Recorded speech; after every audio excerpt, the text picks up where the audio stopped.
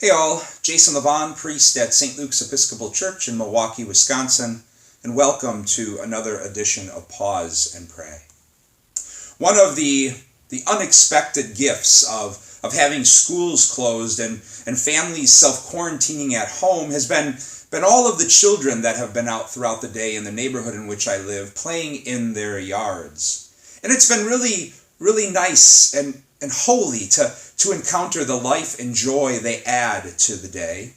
We have a wonderful family who lives across the street from us with two little girls, and they're learning baton, and the other day they were both outside in their front yards putting on a baton show.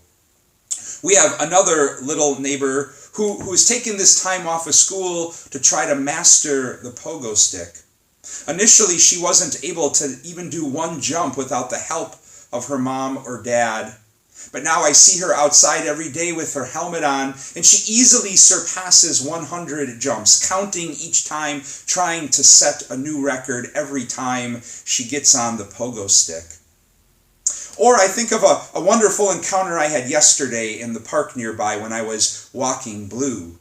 We were walking towards a mom and her young son, probably 4 or 5 years old. He actually was holding the leash and walking a very small and elderly dog quite slowly. And as Blue and I were walking towards him, his eyes got real big. And he pointed to Blue and he looked at me and he said, "Your dog looks like a big potato." And then he laughed. And I laughed too. Now initially I was a bit self-conscious. I had a flashback to Blue's amazing vet who reminds me many times that Blue could stand to shed a few pounds. But then I found myself just laughing with joy. I was on that walk lost in all sorts of grown-up things, worry and anxiety about all the things many of us are worried about. Our health, our jobs, our finances. And here this little boy was seeing big potatoes on leashes walking through the park. So active and vivid was his imagination. In today's daily office, we hear from the 10th chapter of Mark's Gospel. And it paints a scene where initially Jesus and others are engaged in a very grown-up world and conversation. They're debating laws around marriage and divorce. And as that's happening, little children are trying to come to Jesus. But the disciples get angry. They're so comfortable in their grown-up and serious world that they don't want any of that, and they begin to scold the children. And Jesus responds by stopping them and saying, "Let the little children come to me. For whoever does not receive the kingdom of God like a little child will never enter it." Then Jesus took the little children in his arms.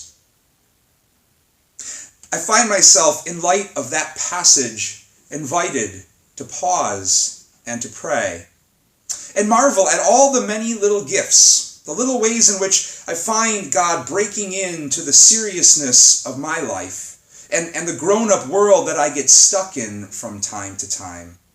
Whether it's through things like pogo sticks and baton shows, or giant potatoes, or just those friends and family members that find a way to bring levity to my life by humor, or just by their compassion and helping me carry something that otherwise would be too heavy for me to carry on my own.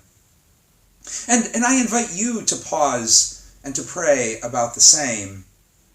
And ultimately to rejoice and give thanks to God for the great gift that comes when God is able to break in to the seriousness of our grown-up lives through all sorts of ways and reveal to us the only truth that helps us keep growing.